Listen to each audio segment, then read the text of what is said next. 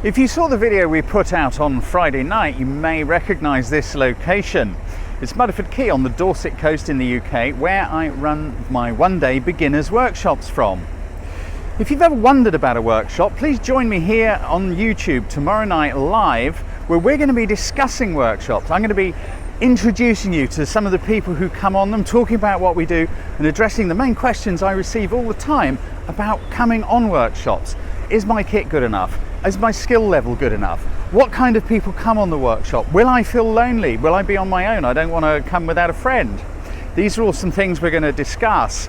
Also, a whole bunch of people who've been on workshops with me in the past are coming online, and they're going to be addressing some of your comments in the live chat. So it's not just me giving you my opinion, you can actually talk to people who have been on workshops with me. All sorts, from the one-day beginners down here through to the more exotic ones such as Iceland and Vietnam. So I hope you can join me tomorrow night here on YouTube live at 7 p.m. UK time. That's Monday the 2nd of September at 7 p.m. UK time.